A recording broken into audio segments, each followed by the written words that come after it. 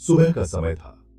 ठंडी हवा चल रही थी और हर तरफ एक ताजगी का एहसास था। सूरज की किरणें पेड़ों के पत्तों से झांक रही थीं। यह दृश्य बहुत ही मनमोहक था। जंगल शांत था, सिर्फ पक्षियों की मीठी आवाज आ रही थी। यह शांति मन को सुकून देने वाली थी। भगवान बुद्ध अपने शिष्यों के साथ इसी शांत जंगल से गुजर रहे थे। उनके कदमों की आवाज भी इस शांति को भंग नहीं कर रही थी। उनके शिष्य आनंद उनके साथ चल रहे थे। आनंद बहुत समझदार थे और हमेशा अपने गुरु से कुछ नया सीखने की कोशिश करते थे, लेकिन उनके मन में बहुत सारे सवाल थे। वे हमेशा सोचते रहते थे कि जीवन का असली अर्थ क्या है। वे जिंदगी के रहस्य जानना चाहते थे। उनके मन में कई उलझनें थीं। उन्होंने देखा था कि कैसे लोग हमेशा दुखी रहते हैं। यह दुख उनके मन को विचलित करता था। भगवान बुद्ध हमेशा शांत रहते थे। उनकी शांति और धैर्य आनंद को बहुत प्रभावित करते थे। वे जानते थे कि आनंद क्या सोच रहे हैं। उनके चेहरे पर एक समझदारी भरी मुस्कान थी। उन्हें यकीन था कि एक दिन आनंद को भी जिंदगी की सच्चाई पता चल जाएगी। यह विश्वास उन्हें आगे बढ़ने की प्रेरणा देता था। थोड़ी देर चलने के बाद भगवान बुद्ध और उनके शिष्य एक पेड़ के नीचे आराम करने के लिए रुके। सब शांत बैठे थे, ध्यान कर रहे थे। आनंद के मन में सवाल उठने लगे। वे सोचने लगे कि लोग दुख क्यों सहते हैं। उन्हें समझ नहीं आ रहा था कि इतनी तकलीफ का कारण क्या है। वे जानते थे कि भगवान बुद्ध के पास इन सवालों के जवाब हैं। उन्होंने सबके ध्यान से उठने का इंतजार किया। ध्यान के बाद आनंद ने हिम्मत करके भगवान बुद्ध से पूछा, भगवान, हमारे दुखों का कारण क्या है? बुद्ध ने मुस्कुराते हुए कहा, आनंद, दुखों का असली कारण है हमारी बहुत सारी इच्छाएं। हम हमेशा कुछ न कुछ चाहते रहते हैं। जब हमारी इच्छाएं पूरी नहीं होती तो हमें दुख होता है। लेकिन भगवान, आनंद ने कहा, क्या इच्छाएं हमें आगे बढ़ने के लिए मजबूर नहीं करती? बुद्ध ने एक कहानी सुनाई।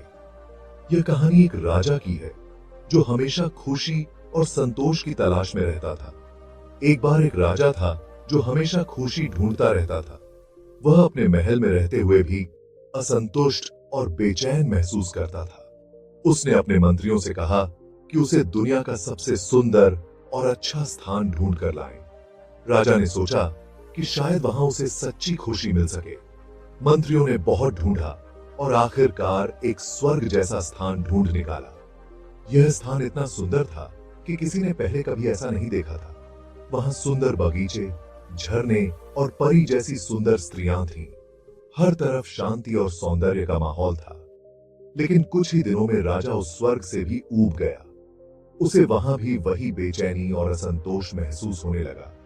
बुद्ध ने कहा, आनंद, यह स्वर्ग भी उस राजा के लिए बंधन बन गया, क्योंकि वह अभी भी इच्छाओं से बंधा हुआ था। सच्ची खुशी बाहरी चीजों में नहीं, बल्कि मन की शांति में है। आनंद अभी भी उलझन में थे। वह समझ नहीं पा रहे थे कि जीवन का असली अर्थ क्या है। बुद्ध ने उनकी उलझन समझते हुए एक और कहानी सुनाई। उन्होंने कहा, एक समय की बात है। एक बार एक जवान आदमी था जिसका नाम नागा था। वह बहुत ही जिज्ञासु और साहसी था।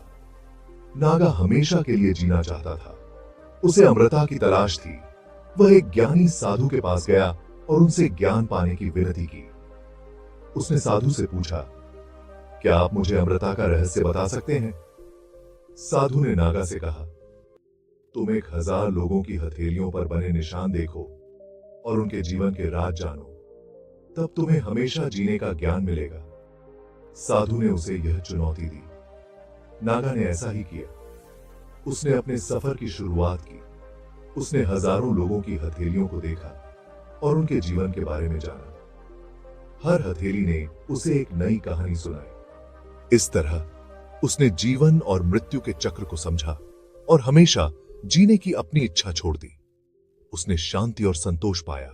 भगवान बुद्ध ने समझाया, आनंद, नागा की तरह हमें भी जिंदगी का सच समझना होगा। जब तक हम इच्छाओं के पीछे भागते रहेंगे, तब तक दुखों से मुक्ति नहीं मिलेगी। सच्ची शांति इच्छाओं को छोड़ने में है, न कि उन्हें पूरा करने में। जब हम अपने मन को इच्छाओं से मुक्त कर लेते हैं, तभी हमें सच्चा सुख और शांति मिलती है। आनंद को बुद्ध की बात समझ आ गई। उन्होंने महसूस किया कि सच्ची खुशी बाहर की चीजों में नहीं, बल्कि